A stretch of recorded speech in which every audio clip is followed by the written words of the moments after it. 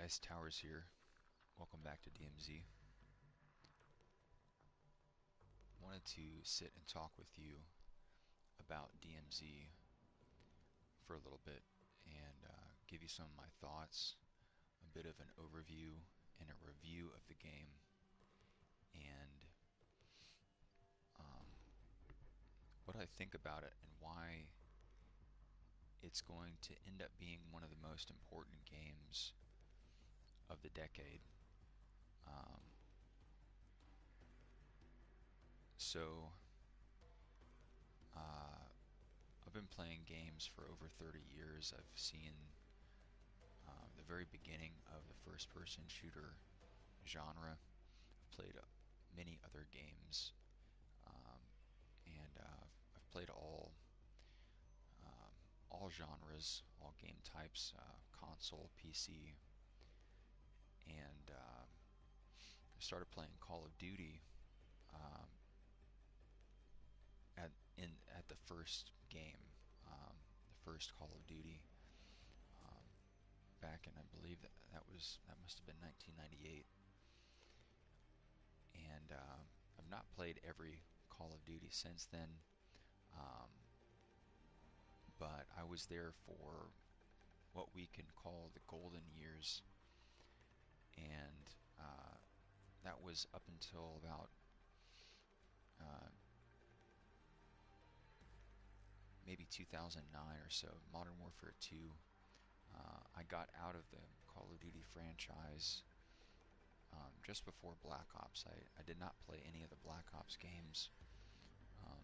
If I did play them, I maybe played somebody else's physical copy of the game at a friend's house or a party somewhere. But I remember putting a lot of hours into Modern Warfare and Modern Warfare 2, the multiplayer. Um, and I started playing DMZ because I had started playing Warzone after, let's say, maybe a 10 or 15 year hiatus of not playing Call of Duty. I had not played Call of Duty for the same reasons that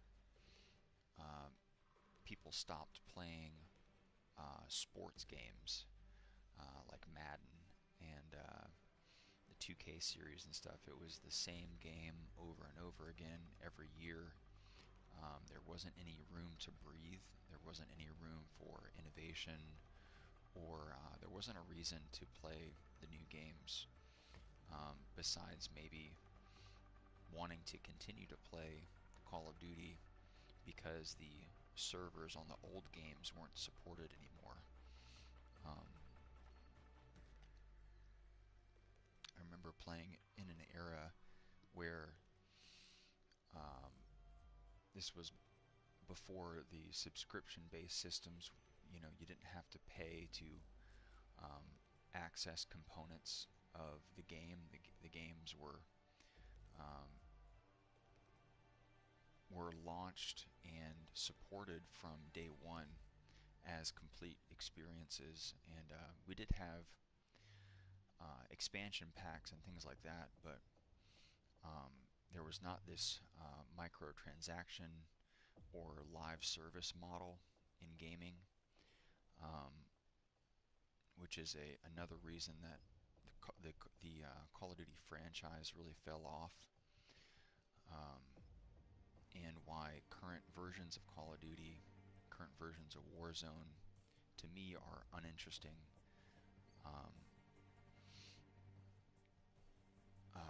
So I started playing Warzone kind of by accident. I was dog sitting for a friend, and at the house they had a PS4, and the person who owned the PS4 had been playing Warzone, and so I kind of dipped my toes back into it over the course of a weekend, and I couldn't get enough. This was, probably over 5 years ago at this point, but but I know that Warzone made an impact during the lockdown era. Part of that was probably a captive audience, um, but Warzone, the first Warzone was fun. It was a good game. It was a nice, it was a free-to-play game, so you know you didn't have to pay a subscription or even pay any money to start playing the game, and that's probably a big reason why uh, most of the Warzone player base was created in the first place. And this is not to say that I don't believe that, if it's a good game you should pay for it. Um, you know you should be able to buy good games, uh, and game developers should be rewarded for their time and effort.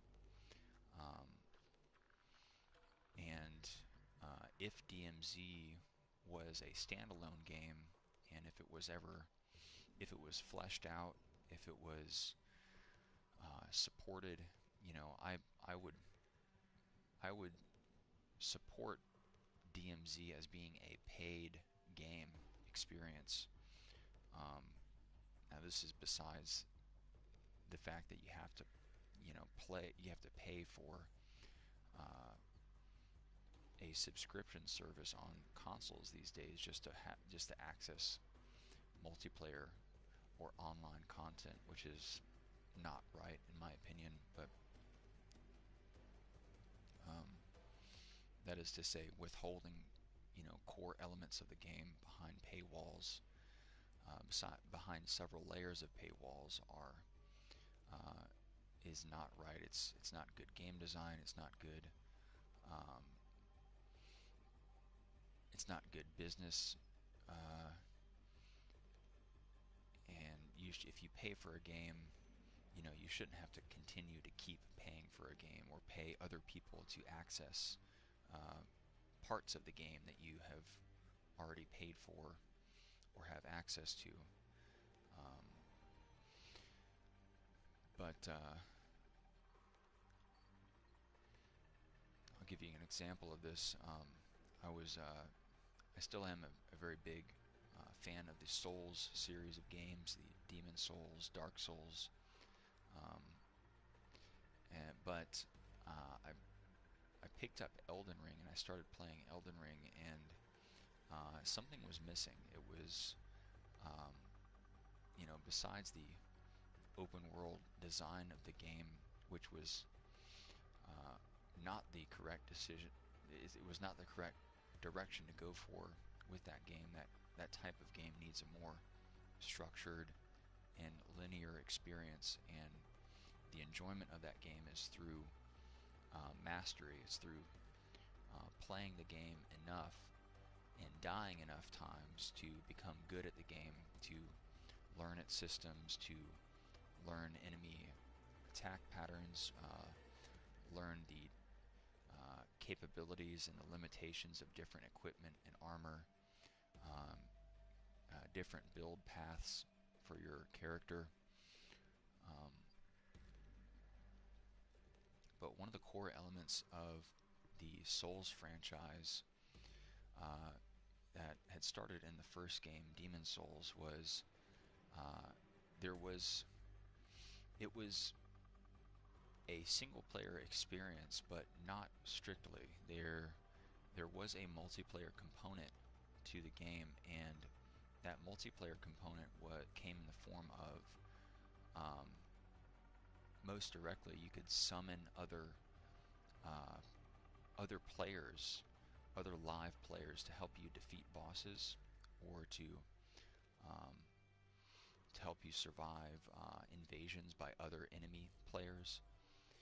Um, and you can also observe blood stains in the game. You can interact with bloodstains, which showed a kind of a brief time capture of what happened to another guy that had died during a playthrough of the same map or stage or level that you were on.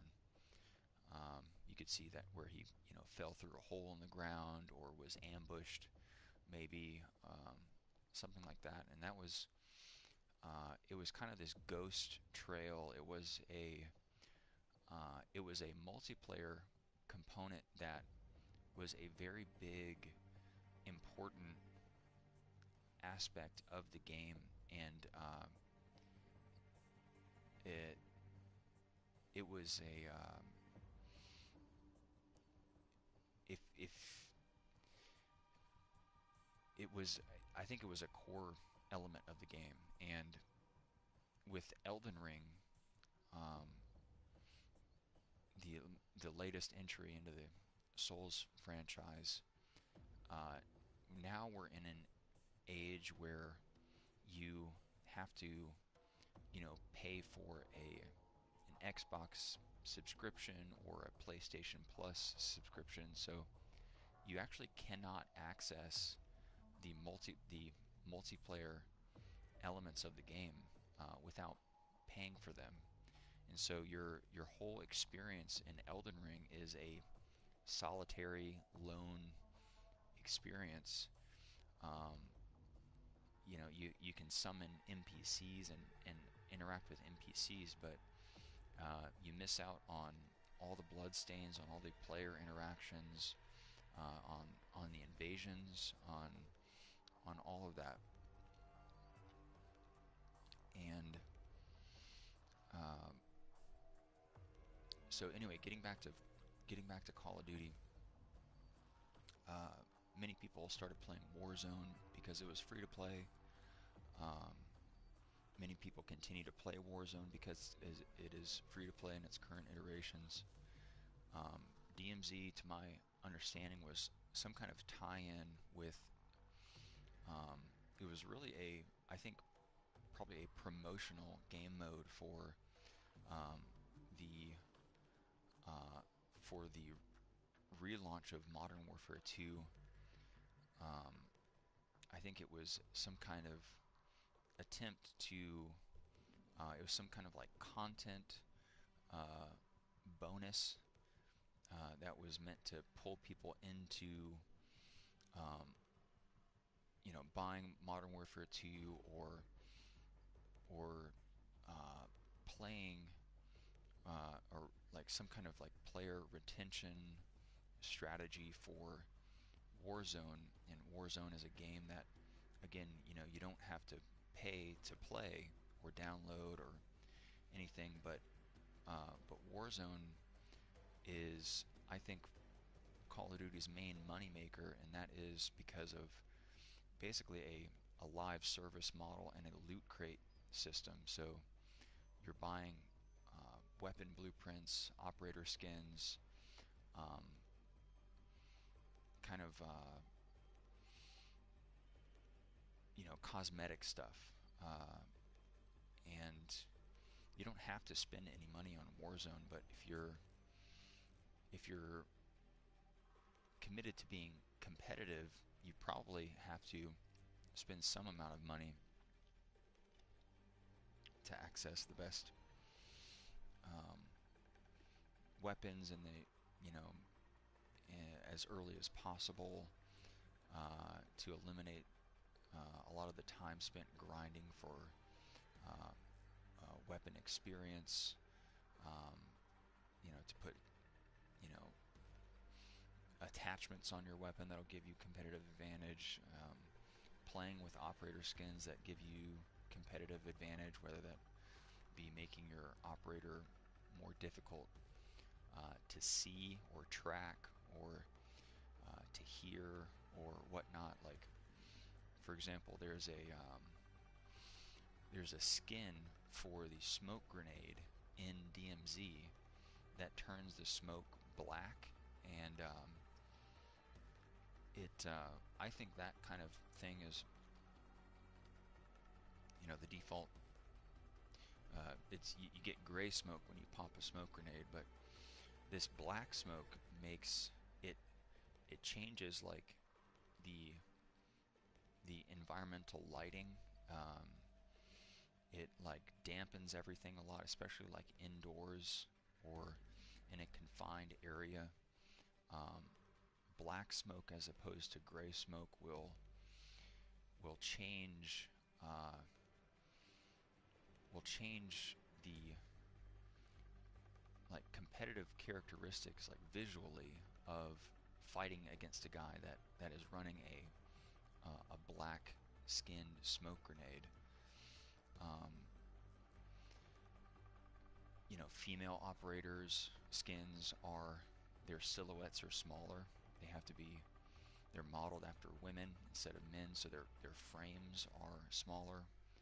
Um, there are some female operator skins. If I go into, let's see, I don't think I can do this without dismissing an operator.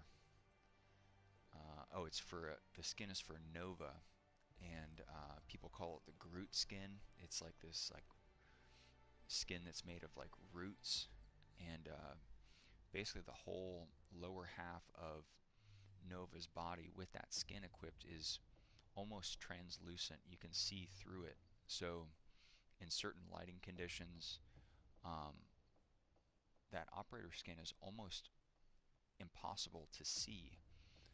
Um, it's almost like an active camouflage, and we won't get into like the Snoop Dogg or Nicki Minaj, uh, you know, controversies. I mean, but anyway, so that's how that's that's Call of Duty's, you know, that's how Call of Duty makes money today is from uh, in-game purchases, microtransactions, and DMZ. You get that in DMZ 2, which is a DMZ is supposed to be an extraction shooter, a loot-based extraction shooter. Um, there are a bit of survival elements in the game. There's crafting elements, RPG elements in the game. Um, but DMZ has these. I can show you in the store. Uh, We'll take a look at the Ghost Pack here. DMZ bonus effect. You get a 2-plate armor vest. So if you buy this and you equip this operator, you don't ever have to worry about spawning in with a 1-plate armor system ever again. So you have a competitive advantage over someone who's not bought this item. And this is kind of a game-breaking. Um, you can't have a game that's based off of survival and looting and crafting if you give people the option to buy gear outright and to start the game, to spawn in with a competitive advantage over other players that are spawning in without the same amount of health points, um, that kind of stuff. But I didn't really want to focus on the negatives of DMZ. There are many um, negatives. There's uh, because it's a free-to-play game, anybody can access it. It's a cross-platform game, so um, consoles have built-in anti-cheat mechanisms. Um, you cannot, unless you have some kind of third-party peripheral device, you cannot hack the game and have perfect aim or see players through obstructions. You can't have aimbots or wall hacks or anything. You can do this on PC, and that is a problem for a cross-play game. that is competitive focused, that's uh, loot and gear focused. Um, so um, and so because it's free to play, you everybody, absolutely everyone can access it. You don't there is no real penalty for people that are cheating and getting banned. It's just you can all the workaround there is just to make a new account. It's it's there is no time or money lost for those players because it's a free to play game. So it doesn't cost them anything to make a new account. Um, if they were getting banned off of a paid game, they'd be having to pay for the game every time. That's a huge deterrent. Um, but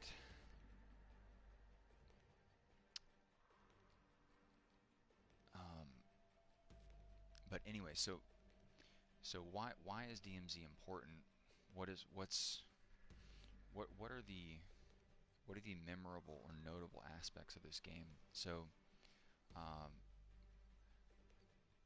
I started playing DMZ because I was playing Warzone and I wanted to level up my guns, and so I thought that DMZ would be a good way to do that. I could kill some bots, could you know start leveling up guns to allow myself to be more competitive in the Warzone mode. And almost immediately after I started playing DMZ, I figured out that DMZ, which was a much more fun, enjoyable game. It had uh, so much more depth um, than Warzone, which is a battle royale. It's just um, a last man standing type game. You just all you're concerned about is killing everyone else, and that's fine in a multiplayer scenario,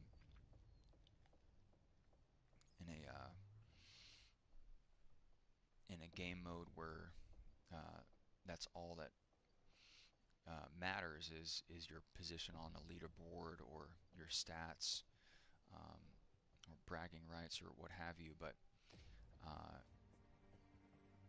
and there still is there's not really official support for that in DMZ. Um, all you'll really get is a kill count at the end of the game for operator kills. That's kind of just bragging rights, really. Um, but there was an immense amount of work done uh, to make the game. There was a whole bunch of writing and storytelling in the game. Um, the There was the introduction um, of new maps, of new levels that was integrated with the story. Um, and first we started with Al Mazrah, then we got Ashika Island and Building 21, and then finally Vondel. Um, and then the Koche complex uh, was unlocked from access through Al Mazrah. And so you got 1, 2, 3, 4. What is that? 1, 2, 3, 4, 5 total maps. Um, and hundreds of hours of storytelling through missions, um, countless hours of environmental storytelling just in Al Mazrah alone. Um, Al Mazrah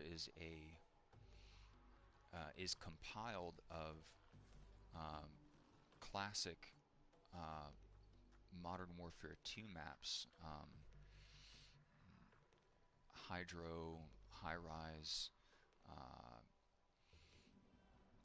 things like that. But it's all it's all really masterfully blended together in this huge play space, complete with holes, uh, all different levels of verticality, open spaces, closed, tight uh, indoor spaces, and everything in between. And the scale and the proportions of the map are very well done. Um, it feels like um, it. Al Mazrah feels like a real place. It feels like a place where people actually lived. Um, there are there are so many elements to that go into making Al Mazrah. Really, I believe it's a masterpiece of level design, and the game has to this day a core dedicated following uh, that I mean, especially for an unfinished game, a game that has a beta stamp on it. It's really mind blowing to see this, and I think this happened really by accident. This was not a um, this was not a core game mode. The core game mode was you had the campaign from Modern Warfare 2, you had the multiplayer, and then you had Warzone. And DMZ is a mod of a mod. It's a modification of Warzone, which is really a modification of multiplayer. It's there's no storytelling happening in Warzone. Uh, not to the degree that there's storytelling happening in DMZ as in relation to like the campaign. Um, but other players and commentators have said this before. Um, you know, notably Stoda, uh, the UK-based streamer. Uh, DMZ could have lived forever if it were properly attended to.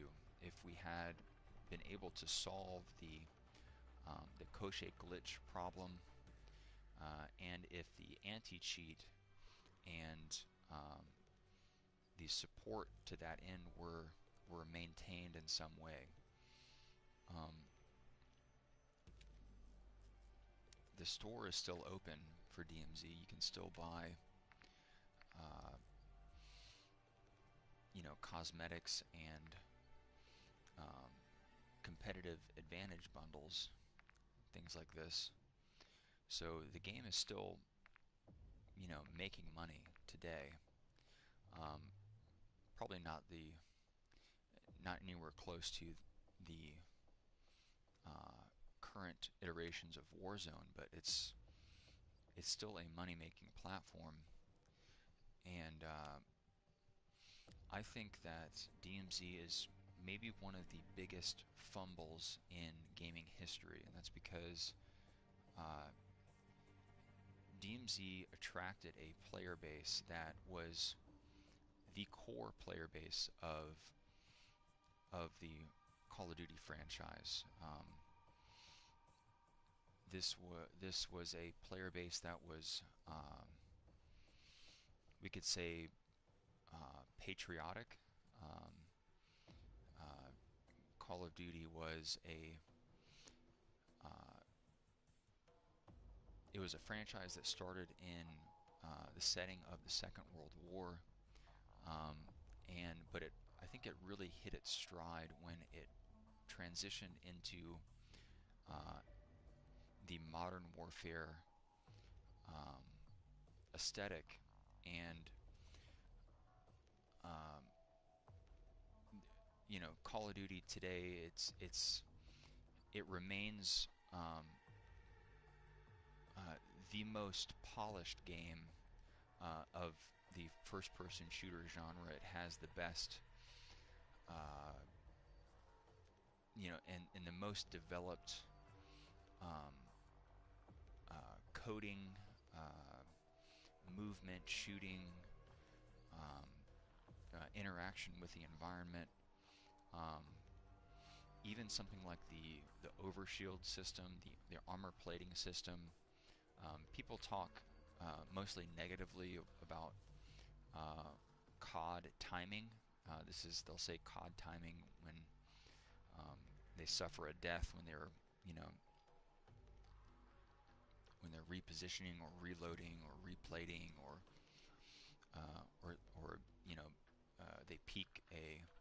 they peak an angle at the exact uh, inopportune moment.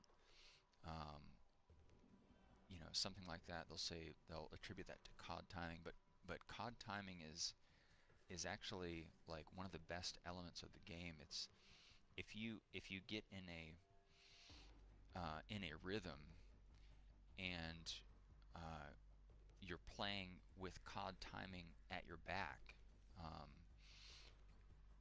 it's you know like so for example, it's you have an overshield system, so you have a base health. Uh, you have a base health bar, and then on top of that you have armor plates, which are once broken, they're gone forever. They don't regenerate, and there are three armor plates you can insert. So basically, you have two health bars. Um, One example of playing into COD timing would be, uh, say you're taking damage, your armor plate, your overshield is broken. You reposition, and um, you're close to the guy, and so you are maybe playing around the same piece of cover. Uh, you break line of sight. You insert maybe one or two armor plates instead of the full three, and you uh, re-peek your assailant, and you're able to get a kill because you haven't taken the time to you instead chose to break off your health regeneration in favor of doing damage, whereas the other guy might have wanted to get a full replate in. Um, you stopped at one or two plates, and the guy is in the middle of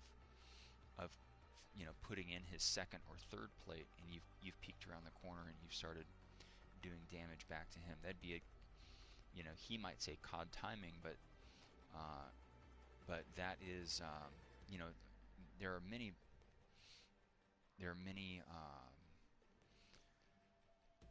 examples of interactions like that where Call of Duty is the game mode that it's the franchise that really perfected all of that, all of the um, recoil management, the making every weapon feel distinct from every other one, the balance of all of the damage profiles of the weapon, the different use cases of the different weapon classes, sniper rifles versus SMGs, for example. There is no game franchise that does it better than Call of Duty. And so all of that was brought into DMZ. And so the basic foundation of the game is gunfighting, and uh, that is what Call of Duty has perfected is the gunfighting mechanisms. And if you put that perfect gunfighting system into a storytelling game, you have endless replayability. You don't have to worry about um, the mundane or the regular interactions of what the player is doing minute to minute, is whether he's doing damage or taking damage, or that is the main interaction in the game, is damage, uh, you know damage dealing and damage mitigation, and just really basic one-to-one gunfighting. Um, so you take those really hyper developed systems, and you put them into a game mode that is uh, not exclusively focused on those systems for enjoyment. So that would be the case in like Warzone or multiplayer, where your whole interaction in the game world is just killing or be killed. Um, but that was the main draw to DMZ, was the environmental storytelling um, and the narrative storytelling that came from exploring the play space and interacting with um, physical items in the play space, um, attaining better gear and equipment, unlocking new weapons, um, defeating um, defeating bosses, and surviving against other players. Everybody kind of learning and exploring uh, the game mode at the same time, and uh, it felt it felt it felt at once fresh and new, and it also felt familiar and cozy. Um, it was everybody's exploring the new uh, maps and everything together. No one, learning where things are, how things work, all of that.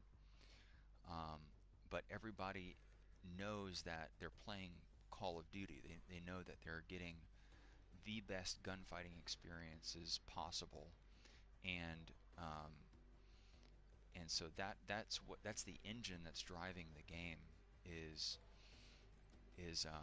very fun, clean, um, gunfighting and combat experiences, but being encouraged to um, explore the world around you, to take on tasks that are not uh, necessarily related to killing other players. And I'm not, you know, um, DMZ would never have been the success that it is, or that it was, without um, PvP interactions. There cannot be a DMZ that is a PvE only experience. It just is not going to work. It's not going. You're not going to have that constant threat or pressure. Um, Even if you haven't seen an enemy operator, the entire match for 25 plus minutes, there's always that risk or threat of someone else bearing down on you, or tracking your movements. Um,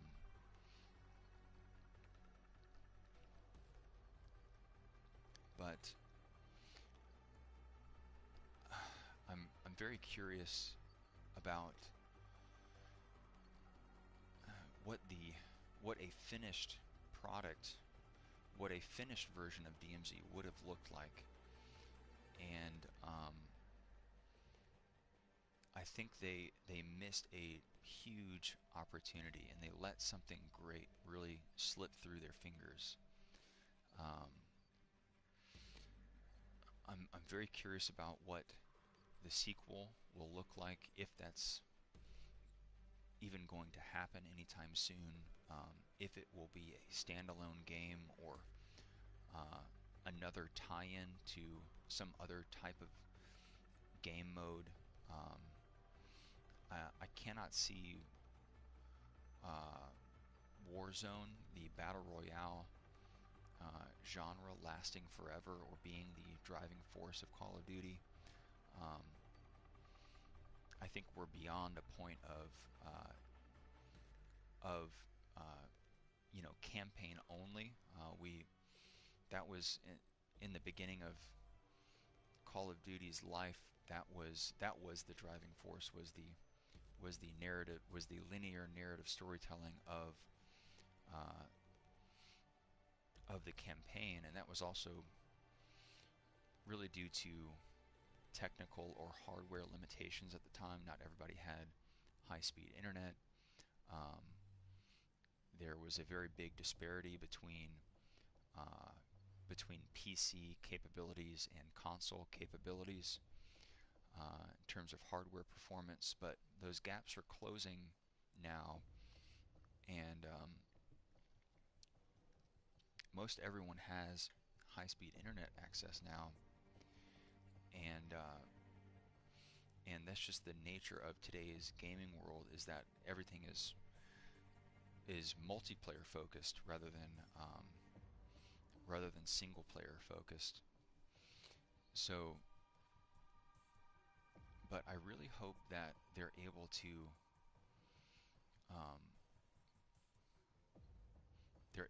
retain the same level of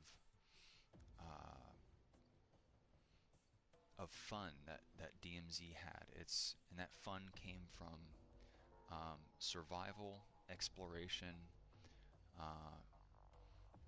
from both PvE and PvP being wrapped in together in the same package.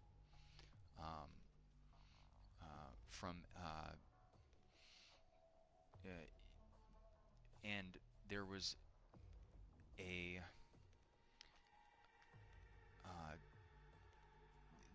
DMZ was an open world experience. It was if you didn't want to do a single mission in the game, if all you wanted to do was play DMZ as as if it were a multiplayer match or a match of Warzone or something, you could do that, and then on the flip side, if you for whatever reason, were not interested in fighting other players, or if you're interested in fighting other players only in a defensive fashion, or only to survive, to fighting off other players, if you wanted to explore the game world, explore the narrative of the game, and immerse yourself into the story of the game, you could do that too. And DMZ's success was forcing both of those types of players into the same lobbies and having them interact with each other.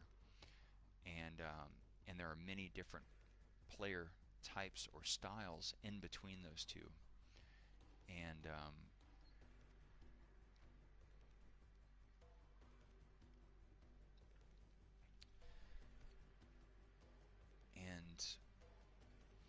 yeah, so I'm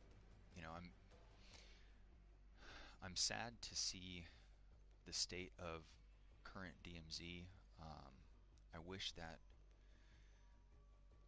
that they had kept up support. I'm now playing on crossplay off to avoid outright hacking, to avoid PC players that are using aimbot and wall hacks and all that. But I'm not able to completely avoid all cheating types.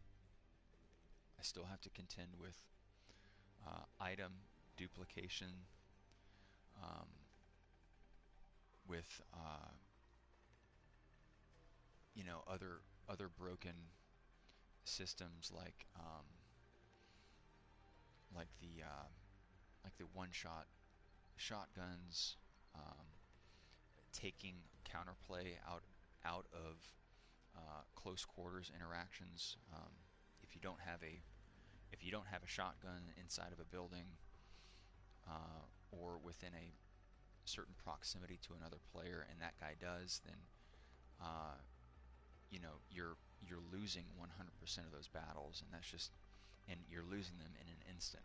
And in a game mode that is where you only have one life, there are no redeploy options available, and where the game mode is oriented around building yourself up from nothing and risking everything with every instance of loading into the game. Having a combat mechanic like instant death, within